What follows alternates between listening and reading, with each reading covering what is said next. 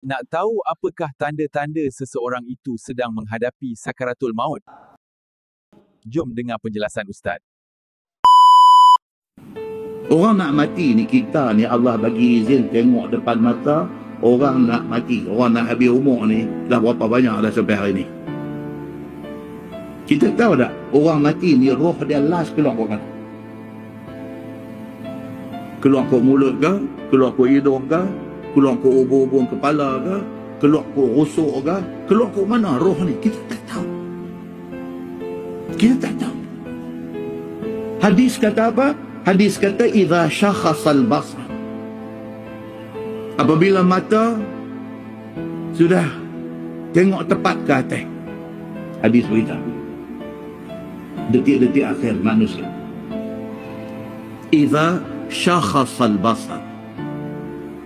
Apabila mata dia tak main dah, orang nak mati, dia duduk tengok satu tempat ya. Syakhasal basar, dia kata. Panggil pun tak main dah, tak kelin tengok kiri kanan apa dah, dia duduk tengok tempat dah. Dia tengok apa? Tak tahu. Dia nampak apa? Tak tahu. Tapi yang pastinya kalau itu saat akhir dia sudah nampak malaikat ni. Idza syakhasal basar wa hashrajal sadr. Dan apabila dada jadi sempit, apabila dada jadi sesak, apabila dada jadi semput, menyawa, nampak duk tarik, tak cukup oksigen, napas tak cukup, duk lepas itu duk tarik. Nabi kata, be careful, is a time. Waqsha'arral jild, apabila kulit sudah jadi sejuk. Bila kulit dah mula sejuk, anak cucu duduk ke tepi pegang kaki ayah ni, sejuk dah. Tahu dah. Pegang tangan, sejuk, pegang. Waqsha'arral jild, apabila sejuk kulit. Wa tashannajat al-asabi', Nabi kata apabila jari-jari sudah mula krem, jari dah mula krem, anak duduk sebelah pegang tangan ayah ni, pegang krem lah. Apa tu tuan? Dia tengah duduk sakit, sakaratul maut, dia tengah sakit, tapi keluar kok mana? Allahu Akbar, Allahu A'lam, Tuhan saja yang maha mengetahui. Tuan-tuan nak sembang apa, kata roh pergi ke mana? Roh keluar kok mana pun tak tahu. Pada ketika itu Nabi kata apa? Man ahabba liqa Allah ahabba Allahu liqa'ah. Pada waktu mata dah duk tengok tepat, pada waktu dada dah mula sempit, tidak boleh bernapas, oksigen tak ada, sedangkan life support duk ada ni, tapi tak boleh bernyawa. Life support, oksigen dah bagi maksimum, tapi tak boleh bagi dia menyawa.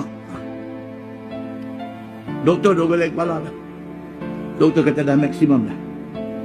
Life support ni, duk support nak bagi dia hidup, nak bagi dia menyawa ni, dah bubuh volume maksimum, dia tak boleh menyawa.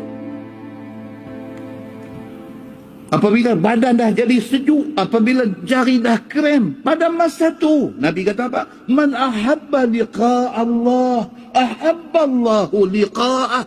Siapa yang pada masa tu hati dia seronok nak jumpa Allah, Allah seronok nak jumpa dia. Benda ni tuan-tuan, Allahu Akbar. Saya, tuan-tuan, semua orang hak mai hak tak mai, semua akan lalui benda ni. Sangat mengerikan tuan-tuan, sangat menakutkan keadaan itu. Kita helpless. Tak ada siapa boleh tolong kita pada masa tu. Tak ada siapa tuan-tuan. Jangankan suami, jangankan isteri, jangankan mak, jangankan ayah, jangankan anak-anak yang sayang kita separuh mati. Jangan doktor pakar yang paling pandai pun tak boleh nak bagi extension nyawa dekat kita, walaupun untuk 1 second. Pada masa tu kalau kita orang baik, ahabba liqa Allah, hati kita akan seronok nak jumpa Allah. Ahabballahu liqa'ah Allah seronok nak jumpa kita. Tapi kalau pada masa tu, man kariha liqa Allah, siapa yang dia tak mau jumpa Allah, pasal dia tahu dia bermasalah. Dia tahu dosa penuh atas kepala dia, atas belakang dia. Dosa dia dengan orang, dosa dia dengan family, dosa dia ambil duit orang, dosa dia rasuah. Dia tahu dia orang yang bermasalah. Dia tak mau mati. Pasal apa? Pasal dia tahu bila mati, dia akan jumpa susah yang lebih menakutkan. Man kariha liqa Allah. Nabi kata, siapa yang tak mau jumpa Allah dalam keadaan itu, karihallahu liqa'ah. Allah tak mau jumpa dia. Maksud dia apa? Allah tidak akan ucap welcome kepada dia pada hari mati dia. Muslimin dan muslimat dirahmati Allah. Hadis sahih riwayat Imam Muslim. Macam ni punya benda duk mai kat kita. Tak takut ke tuan-tuan? Tak takut ke? Muslimin dan muslimat yang dirahmati Allah sekalian.